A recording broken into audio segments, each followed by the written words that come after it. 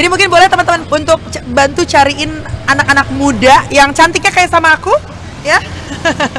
Untuk kita ajak ngobrol-ngobrol di sini.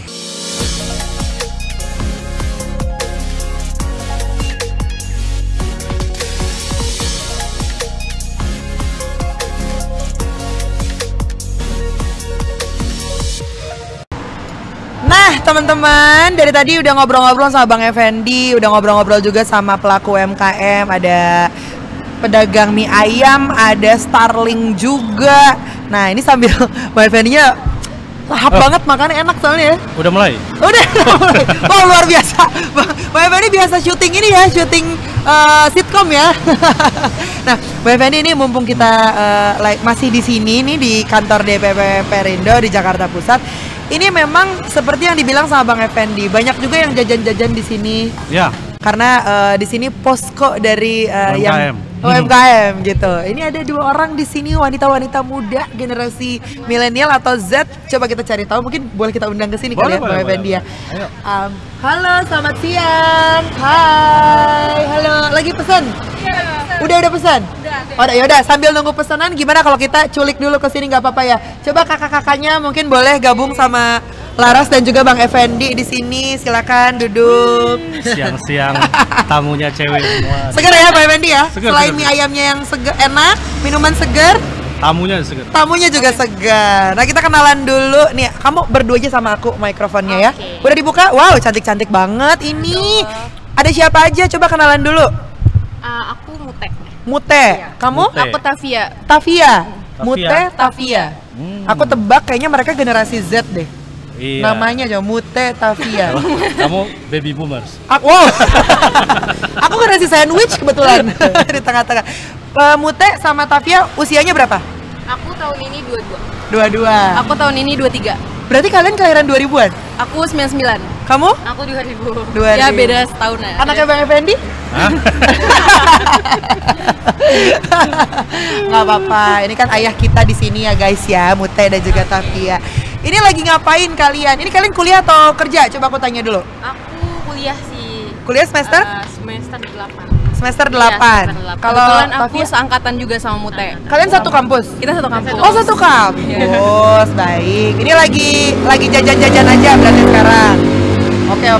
Nah kita lagi ngobrol-ngobrol nih Laras sama Bang Effendi tuh lagi ngomongin soal sosok pemimpin. Karena kan kalau tadi Laras sih bilangnya anak-anak sekarang lah yang bikin social media itu jadi rame. Mau ngomongin yang light, yang ya misalnya soal Citayam Fashion Week yang lagi hits zaman sekarang, sampai hal politik aja tuh bisa jadi bahan diskusi anak-anak muda di social media gitu. Nah, menurut kalian gimana? Apakah kalian salah satu yang suka ngeramein social media soal apa yang lagi rame sekarang? Mungkin dari Tavia dulu.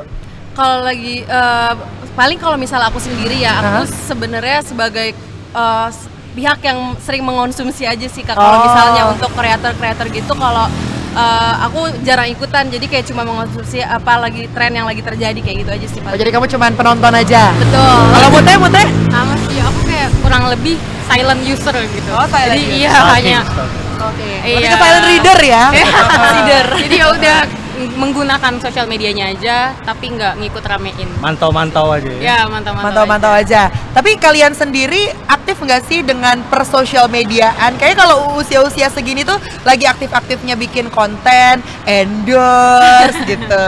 Iya nggak? Atau ikut apa, lihat online shopping nggak? Iya itu udah pasti Bang. Iya, kalau itu tiap hari nggak belanja aja kita cek-cek ya? Iya, betul. Walaupun cuma dimasukin keranjang. Masukin keranjang doang, nunggu yang check outin. Iya, tapi kalian gitu nggak bikin konten juga? Mungkin kalau nggak ngikutin perkembangan yang sekarang lagi rame juga, apakah kalian ya itu bikin kayak gitu? Aku bikin sih beberapa di TikTok gitu. Seru-seruan aja. Apa yang lagi viral kita itu amatin, terus bikin kayak gitu. Kayak kalau aku pribadi sih bikin konten juga, tapi untuk kepentingan pemasaran kayak misalnya kebetulan aku jualan parfum dan di situ aku bikin online konten. Ya? Iya, kalau misalnya ada keperluan pemasaran aja baru aku bikin konten. Kalau misalnya untuk pribadi aku jarang sih Kak. Oh gitu. Tapi at least mereka aktif ya Bang ya? Aktif di sosial media. UMKM juga ternyata. Iya benar, UMKM juga. Iya. Nah, dari tadi kita lagi ngomongin soal sosok pemimpin. harapan kita sebagai warga negara Indonesia gitu. Aku tuh penasaran sama jawaban anak-anak. Oh, mie ayam kalian sudah datang, guys. Terima kasih. Oh, ada daun bawangnya, ada cekernya. Kok kita nggak lengkap ya, Bu ya? Kita request, by request. Oh, by request. Nggak apa-apa. Cek dulu tadi, ada stok ceker ayamnya apa enggak? Kalau gitu tadi kita kesana ya, Bang Effendi ya, lihat ya. Ada bakso. Ada bakso. Ya udah nggak apa-apa. Habis ini Bang Effendi kalau mau pesan lagi. Nah, kalau menurut Tavia dan juga Mute ya, sosok pemimpin harapan kalian yang seperti apa? Sok, siapa dulu? Tavia dulu. Kalau dari aku, karena aku adalah pihak generasi muda ya sekarang, umuran aku masih muda lah, dan aku juga masih jadi mahasiswa aktif ya Kak. Jadi harapan aku untuk pemimpin Indonesia yang setelah ini ya, itu kedepannya bisa lebih mengenal karakter anak muda sih. Kayak misalnya kita kan pasti tahun ke tahun itu selalu berkembang ya pola pikirnya, apalagi sebagai anak muda. Gak bisa dipungkiri kita itu juga adalah mikir kayak misalnya lebih kritis atau kayak gimana. Jadi aku berharapnya pemimpin selanjutnya Indonesia itu bisa lebih mengenal karakter anak muda itu seperti apa dan bisa ngasih wadah-wadah yang positif lah gitu. Aku penasaran karakter anak muda yang dimaksud sama Tavia nih kayak gimana? Kan anak muda sekarang tuh BM tahu banyak mau. Iya bener sih. Cuman kalau misalnya yang sekarang mungkin lebih banyak kreatif sih, banyak inovasinya gitu. Apalagi sekarang bisa kita lihat tadi yang kakak bilang juga ada fenomena SCBD Fashion Week, itu kan sebenarnya yang tanpa disengaja itu bisa terjadi gitu fenomenanya, dan itu juga bisa jadi karakter yang baru atau terbentuknya lagi tuh karena memang fenomenanya aja gitu, karena berkembangnya pola pikir anak muda gitu loh Kak. Tapi kalau menurut Bang Effendi sendiri, pemerintahan sekarang itu udah merhatiin ke situ belum sih Bang Effendi? Saya pikir sudah ya. Sekarang kan ada Kementerian Ekonomi Kreatif. Iya. Lebih memperhatikan hal-hal ini. Bisnis online tadi juga didukung sekarang hak kekayaan intelektual itu bisa jadi jaminan bank. Ini juga keberpihakan banget sebenarnya buat anak-anak muda. Anak muda nggak punya uang, dia mau bisnis, tapi dia punya konsep, itu bisa jaminan bank. Itu baru terjadi di Indonesia sekarang. Itu luar biasa. Keren. Berarti kamu kalau butuh modal bisa langsung ini. Iya, asal punya konsep, punya ya misalnya jahitan gua ini bagus nih, sudah disahkan, ini bisa jadi jaminan. I see. Keren banget. Kalau Mute? Kalau dari aku sendiri sih, kebetulan kan aku mahasiswi tingkat akhir ya Kak. Harapannya aku pasti kan setelah ini selesai skripsi aku bakal cari kerja kan. Harapannya aku pemimpin Indonesia setelah ini bisa menyiapkan lapangan pekerjaan yang banyak gitu Kak. Terus juga harapannya semoga pemimpin setelah ini bisa lebih netral, nggak ada pihak manapun gitu. Pihak manapun tuh sama rata kita diuntungkan. Terus gitu juga aku harapannya semoga pemimpin setelah ini bisa dekat dengan seluruh lapisan masyarakat. Jadi nggak cuma namanya wong cilik ya, terus ada juga masyarakat menengah dan juga anak muda ini kan suaranya itu kan sangat didengar ya, masif sama orang-orang. Jadi harapanku pemimpin setelah ini bisa mendengar bisa mengambil hati aspirasi dari Gen Z atau milenial kayak gitu. Kok nunjuknya ke aku sih milenial, aku Gen Z juga. Milenial ke aku gitu seakan-akan ya. Ibu rumah tangga aktif. Gak dong. Tapi berarti pemimpin selanjutnya harus rajin belusukan ya Bang Effendi, harus lebih dekat dengan rakyatnya. Belusukan dalam arti belusukan idenya. Dia harus lebih dekat dengan anak-anak muda yang kreatif. Iya dong. Sehingga negara ini bisa jadi negara yang kreatif. Ya setuju. Ya kan? Banyak orang kreatif soalnya di Indonesia. Kalau negara kreatif jadi negara yang asik gitu. Itu keinginan kita semua. Pasti. Sebagai generasi muda, anak muda. Ya. Kita maksudnya Bang, kita. Masih cocok kan anak muda? Iya deh. Jadi sebagai orang-orang muda tentu, apalagi anak muda kita yang usia 17 sampai 40 itu di Indonesia itu 60%. Kita ini bonus demografinya luar biasa. Iya. Jadi saya berharap 10-20 tahun ke depan kemudian negara ini jadi negara yang sangat-sangat kreatif. Amin.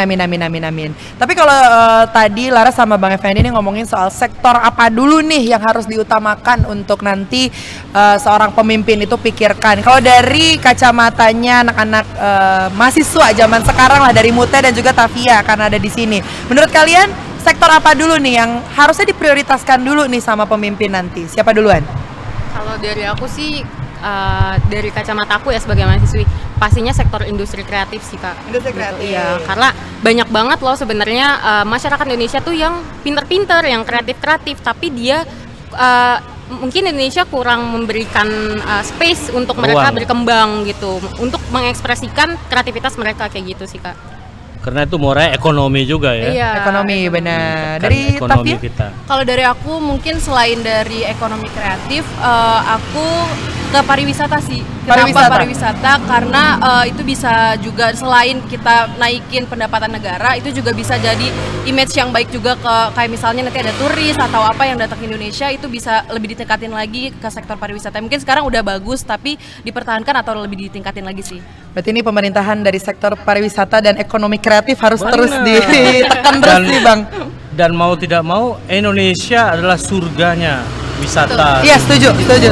Darat, laut, udara kita punya semua. Benar. Jadi kalau itu nggak dimaksimalin kita rugi. Jadi liburan lah di Indonesia. Wah, jadi promosi. jauh-jauh keluar. Iya, tapi itu aku setuju sih. Aku aja pengen keliling Indonesia gitu ya. Wonderful Indonesia. Wonderful Indonesia. Semoga Perindo bisa support kita ya. Amin. Support buat jalan-jalan. Tapi kalau ngomongin soal politik sendiri nih ya, ini menarik sih karena ternyata Bang Effendi untuk di Indonesia sendiri anak-anak muda yang into sama politik itu cuma 11%. Cuman 11% dari data yang kita dapetin. Aku pengen tahu dari Tavia ataupun Mute, menurut kalian, ya duluan aja, rame ya. Menurut kalian, apa sih yang bikin politik itu susah banget digemari sama anak-anak muda gitu? Kenapa orang-orang anak-anak muda ini kurang tertarik untuk masuk politik? Kalau dari aku sendiri sih, kelihatannya kan politik ini hanya digandrungi atau diminati oleh orang yang sudah punya pengalaman banyak ya Kak, gitu. Orang-orang tua, maksudnya orang-orang yang punya passion di sana dan juga pengalaman yang banyak gitu. Untuk orang-orang yang kayak fresh graduate atau yang mungkin pengalamannya masih sedikit, itu mungkin kita mikir itu sebuah bidang yang rumit gitu kan. Komplikasi gitu, complicated, sulit, jadi untuk kita masuk ke sana gitu. Dan kalau dari pandangan aku sendiri sebenarnya kurang edukasi sih Kak. Jadi aku tuh kadang bingung gitu, gimana sih caranya orang bisa terjun ke dunia politik gitu, awalnya dari mana dan gimana orang bisa menjadi presiden lah atau segala macam dan lain-lain. Kurangnya awareness sih Kak gitu. Oh, sebenarnya sih kalian tinggal masuk aja ke gedung ini ya, terus tanya-tanya. Nah, sambil menunggu komentar dari Bang Effendi, coba dari Tavia dulu. Kalau dari aku sebagai mahasiswa, mungkin aku dari sisi aku sendiri pribadi itu aku emang agak tabu sih kalau misalnya. Kamu tuh jurusan apa, sorry? Aku komunikasi. Kamu? Komunikasi juga. Baik. Ya. Terus? Emang agak kurang paham lah tentang politik ini, dan mungkin kalau misalnya dari sisi mahasiswa, politik itu agak kejam, agak keras gitu ya. Mungkin stigmanya udah seperti itu kalau misalnya di kalangan mahasiswa. Hanya beberapa yang melek atau hanya beberapa yang mungkin kalau misalnya ikut organisasi dia jadi tahu bagaimana ambience-nya untuk cara kerjanya, cara kerjanya kayak gitu-gitulah pokoknya. Kalau misalnya menurut aku sih itu bisa jadi latar belakang kenapa mahasiswa itu jarang yang mau terlibat langsung dalam kegiatan politik ini. Nah, gimana nih Bang Effendi yang sudah berkecimpung di dunia politik selama? Selama Jadi, berapa tahun? Politik itu sebenarnya ada dua. Belum dijawab dulu Bang. Bang Effendi udah berapa tahun di politik ini? 10 tahunan. 10 tahunan. Nah, gimana coba? Politik itu kan ada politik partisipan, ada politik elektoral. Partisipan itu mahasiswa demo itu partisipan. Itu mereka sudah melakukan aksi politik. Tidak sadar apa yang kita lakukan dalam seharian ini kegiatan politik. Anak-anak muda jadi influencer itu politik. Tapi namanya politik partisipan. Ada yang namanya politik elektoral. Kalau politik elektoral ya harus masuk ke dalam partai politik. Karena bagaimanapun penentu kebijakan politik itu ya partai politik. Nah, di sini permasalahannya banyak anak-anak muda yang masih ragu masuk ke partai politik. Karena apa? Di partai politik ini identik bahwa suara anak muda itu nggak didengar. Iya. Siapa yang lebih tua, siapa yang lebih mapan secara ekonomi, dia mau ngomong apapun pasti benar. Benar dong. Yes. Anak muda, ntar dulu, lu masih lama hidupnya. Gitu kan. Nah, ini paradigma yang sebenarnya pelan-pelan sudah berubah dengan masuknya sistem digitalisasi di Indonesia. Anak-anak sekarang sudah speak up. Gue nggak perlu partai politik, ngomong di apa aja, di sosial media punya anak-anak muda sekarang followernya udah jutaan, udah banyak. Iya, banyak banget. Dia bisa speak up apa aja dan itu menjadi diikuti oleh semua pihak. Menjadi influence lah ya. Nah, tapi kembali lagi bahwa penting anak-anak muda yang punya pengaruh seperti ini masuk ke dunia politik. Ya. Karena politik ini bayangin ya, semua harga bawang, harga cabai, nentuin Kapolri, nentuin Pangdam, harga parfum naik apa, semua ditentuin oleh kebijakan politik. Lu bayangin kalau kebijakan politik ini ditentuin sama orang-orang jahat, nggak ini dong. Nah, kalau rugi kitanya. Anak-anak muda ini cenderung masih bersih, masih benar. Kalau PD punya pengikut banyak, didukung banyak, masuk politik, suara lu pasti akan didengar. Itu, saya pikir politik ini akan lebih baik ke depan kalau diisi oleh anak-anak muda. Anak muda. Kalian lihat, tahun 45 ketika negara ini berdiri, isinya anak muda semua, Bos. Anak umur 20-an. Hatta, Soekarno, Sahrir, Tan Malaka. Tan Malaka itu umur 23 tahun sudah jadi ketua umum partai. Kenapa? Pikirannya bebas. Semuanya tidak terbelenggu oleh kepentingan apapun. Momentum itu hadir saat sekarang di zaman milenial ini. Kalian lihat yang jadi juru bicara partai sekarang anak-anak muda, influencer muda. Jadi kalau memang kita merasa sanggup dan ingin merubah negara ini berkontribusi lebih banyak, anak-anak muda harus cemplung ke dalam itu. Makanya saya tinggal menunggu permintaan Laras saja. Bang, saya gabung PDIP. Wow, what a punchline. makanya ada kata-kata beri aku 1000 pemuda. Dan kita akan negara ini berdiri karena anak muda. Yes, betul. Gitu. Oke, luar biasa sekali ya ternyata ya. Oke lah, cukup kayaknya ya untuk obrol-obrol barengan sama anak-anak muda ini dengan anak-anak mahasiswi ini ya Bang Effendi. Terima kasih untuk Mute dan juga Tafia. Semoga lancar skripsinya. Amin. Dan semoga apa yang kita obrolin di siang hari ini bisa didengar oleh pihak manapun dan bisa lebih baik lagi lah pagi untuk anak-anak muda di Indonesia ini ya Bang Effendi ya. Ini karena aku lihat mie ayamnya udah mulai udah mulai mekar, jadi silakan aku mempersilakan Tafia dan Mute untuk kembali ke mejanya dan menikmati mie ayamnya Ibu Rumsiah, betul nggak? Ibu Rumsiah, betul. Terima kasih ya Mute dan juga Tafia. Dadah. Udah aku traktir mie ayam loh.